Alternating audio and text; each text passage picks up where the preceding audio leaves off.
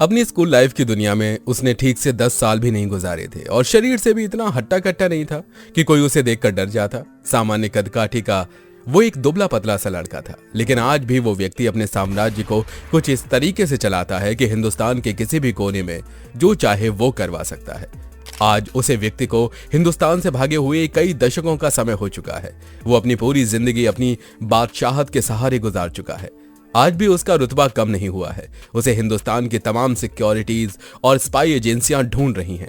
आखिर उसने अपराध की दुनिया का गुरु किसे बनाया था, जिसने उसे कुछ ऐसी शिक्षा दी कि वो हमेशा कानून की पहुंच से एक कदम आगे रहा।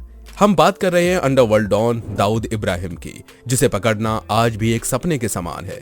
दोस्तों, आज हम जो भी बात करेंगे वो राइटर हुसैन जैदी के हवाले से करेंगे। इन्होंने अपनी जिंदगी का ज्यादातर वक्त अंडरवर्ल्ड पर रिसर्च करने में बिताया है। एक लेखक के तौर पर इन्होंने अंडरवर्ल्ड को काफी करीब से देखा है। दाऊद इब्राहिम साल 1986 से ही फरार चल रहा है। भारतीय एजेंसियां उसे भारत लाने के लिए एड़ी चोटी का जोर लगा रही हैं। भारत की रॉ हो या फिर कोई दूसरी स्पाई एजेंसी, इसके अलावा इंटरपोल जैसी एजेंसियां भी दाऊद इब्राहिम की तलाश कर रही हैं। फिर भी वो बीते कई दशकों से अब तक इन सभी को चकमा देने में कामयाब रहा है। भारत से निकलकर दाऊद इब्राहिम दुबई में सेटल हुआ, लेकिन दुबई में रहते हुए भी उसके ऊपर शिकंजा कसने लगा था। दुश्मनों का हमला उसके ऊपर कभी भी हो सकता था, इसलिए वो हिंदुस्तान के दुश्मन देश पाकिस्तान में जाकर रहने लगा। वहां उसे बाकायदा शेल्टर दिया गया। उसके रहने के साथ साथ सिक्योरिटी के बेहतरीन इंतजाम किए गए। भारत से दूर रहकर भी दाऊद इब्राहिम ने कुछ ऐसा नेटवर्क तैयार किया कि उसके एक इशारे पर हमारे देश में उसका काम हो जाता है। दाऊद की ये स्टोरी आगे भी जारी रहेगी, लेकिन हमारे जिन साथियों ने चैनल को अभी तक सब्सक्राइब नहीं किया है वो सब्सक्रिप्शन का बटन दबाकर नोटिफिकेशन बेल को जरूर ऑन कर दें, ताकि हमारे आने वाली वीडियोस वो कंटिन्यू देख सकें। आपको बता दें कि 18 अगस्त को पाकिस्तानी गवर्नमेंट ने वांटेड लोगों की एक लिस्ट प्रोवाइड कराई थी, जिसमें दाऊद इब्राहिम का नाम भी शामिल था। लेकिन 24 घंटे के भीतर ही पाकिस्तान की सरकार ने यू टर्न ले लिया और इस लिस्ट से दाऊद इब्राहिम का नाम डिलीट कर दिया गया। ये पावर है दाऊद इब्राहिम की, जो पाकिस्तान गवर्नमेंट को भी चंद घंटे में अपना डिसीजन बदलने पर मजबूर कर देता है। शायद आपको ये बात जानकर हैरानी होगी, लेकिन डिसीजन बदलने का खतरनाक खेल वो इंडियन गवर्नमेंट के साथ भी खेल चुका है।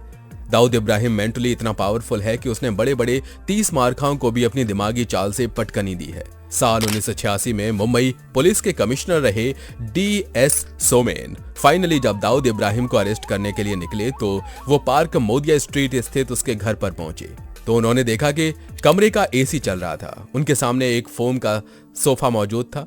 उस सोफे पर फोम की सिलवटों का कुछ ऐसा निशान बना हुआ था जिसे देखकर लग रहा था कि कोई अभी अभी इस पर बैठा था और उठकर चला गया। इससे यह साफ पता चलता है कि मुंबई पुलिस कमिश्नर के पहुंचने से थोड़ी देर पहले ही दाऊद वहां से जा चुका था। इसके बाद मुंबई पुलिस ने रेलवे और एयरपोर्ट को सील कर दिया ताकि दाऊद किसी भी तरीके से मुंबई शहर से बाहर न जा सके। लेकिन दाऊद इब्राहिम की प्लानिंग मुंबई पुलिस की सोच से कहीं आगे थी। वो बाय रोड पहले यूपी गया और फिर वहां से नेपाल पहुंच गया। इसके बाद वो नेपाल से फ्लाइट लेकर दुबई चला गया। इसके बाद साल 1993 में मुंबई में सीरियल बम ब्लास्ट हुए। इस मामले में दाऊद इब्राहिम का नाम आया। दाऊद इब्राहिम एक बार इंडियन गवर्नमेंट के साथ भी अपना माइंड गेम खेल चुका है। उसने भारत में सरेंडर करने की पेशकश की थी। इसके लिए उसने भारत के फेमस लॉयर राम जेठमलानी से बात की और उसके सामने सरेंडर का प्रपोजल रखा। उसने कहा कि मुझे इंडियन गवर्नमेंट के सामने सरेंडर करना है, लेकिन मेरी कुछ शर्तें हैं। पहली तो ये कि मेरे ऊपर मुंबई ब्लास्ट के अलावा जितने भी केसेस चल रहे हैं वो सभी बंद कर दिए जाएं। दूसरा, मुझे CBI ही अरेस्ट करे, मेरा केस आप ही लड़ेंगे और मुझे बेल मिल जाए। और तीसरा, मुझे हाउस अरेस्ट में रहना मंजूर है, लेकिन मैं जेल में नहीं रहना चाहता। उस समय की महाराष्ट्र स्टेट गवर्नमेंट ने दाऊद इब्राहिम के इस प्रपोजल को डिनाई कर दिया और उसके सरेंडर करने का सारा प्लान धरा का धरा रह गया। अब सवाल ये उठता है कि दाऊद इब्राहिम ने ऐसी शर्तें रखी ही क्यों, जिसे उस समय की महाराष्ट्र गवर्नमेंट एक्सेप्ट ही नहीं कर सकती। क्योंकि कानून से ऊपर कोई नहीं होता और कानून सबके लिए बराबर होता है। दाऊद अपने लिए इंडियन पीनल कोड के तहत स्पेशल प्रिविलेज की डिमांड कर रहा था। एक्चुअली में वो इंडियन गवर्नमेंट के साथ एक माइंड गेम खेल रहा था, जिसमें वो दुनिया को ये दिखाना चाहता था कि वो तो सरेंडर करना चाहता है, लेकिन इंडियन गवर्नमेंट ही नहीं मान रही है। आज भी दाऊद इब्राहिम पाकिस्तान में है और वहां रहकर हमारे देश में अपना धंधा चला रहा है। वो यहाँ के business magnets, real estate, Bollywood film industry पर अपना सिक्का चलाने की पूरी कोशिश कर रहा है।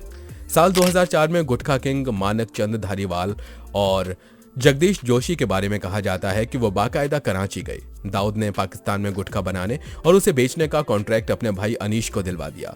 दाऊद इब्राहिम के बारे में तो हमने बात कर ली, लेकिन हर किसी का एक मेंटोर होता है जो उसे बताता है कि उसे कब, क्या और कैसे करना है। दाऊद इब्राहिम की क्राइम हिस्ट्री में भी उसके गुरु का जिक्र आता है। दाऊद के साथ उसके उस्ताद के तौर पर खालिद पहलवान का नाम आता है, जिसका पूरा नाम खालिद खान पाशा था। दाऊद इब्राहिम का उस्ताद भी दुबई में शिफ्ट हो गया था। अक्सर फिल्मों में विलेन की जो तस्वीर पेश की जाती है वो बहुत ही नेगेटिव होती है, यहाँ तक कि वो अपने नॉर्मल लाइफ के बिहेवियर में भी बड़ी ही नेगेटिव एटीट्यूड वाला होता है। लेकिन साल 1998 में जब लेखक ने दाऊद इब्राहिम से बात की तो उसने भी काफी हम्बल एटीट्यूड में बात की। इसके बाद जब खालिद खान पाशा से मुलाकात हुई तो वो भी एक हंसमुख और मिलनसार इंसान की तरह पेश आया।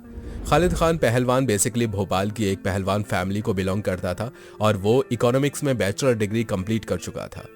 आगे चलकर वो पुलिस डिपार्टमेंट को ज्वाइन करने वाला था। 6 महीने बाद ट्रेनिंग पर जाने वाला था, लेकिन उसके पहले ही वो मुंबई चला गया और मुंबई जाकर उसने बासु दादा की गैंग को ज्वाइन किया और फिर आगे चलकर वो दाऊद इब्राहिम का उस्ताद बन गया। कहने का मतलब ये है कि खुद खालिद खान पहलवान एक छंटा हुआ बदमाश नहीं था। दाऊद की सक्सेस का सबसे बड़ा जो रीजन निकाल कर सामने आया वो ये था कि दाऊद ने कभी भी अपने उस्ताद का साथ नहीं छोड़ा। उसने हमेशा अपने उस्ताद की रिस्पेक्ट की और उससे सीखने की कोशिश की। उसने कभी भी अपने उस्ताद का उस्ताद बनने की कोशिश नहीं की। आज के वीडियो में बस इतना ही। उम्मीद करते हैं कि आपको पसंद आया होगा। आप दाऊद इब्राहिम और खालिद पहलवान के रिलेशन के बारे में क्या जानना चाहते हैं हमें जरूर लिखकर बताइएगा। वीडियो को लाइक करके अपने दोस्तों के साथ शेयर करना मत भूलिएगा। फिर मिलेंगे नई वीडियो में, तब तक के लिए जय हिंद, जय भारत, वंदे मातरम।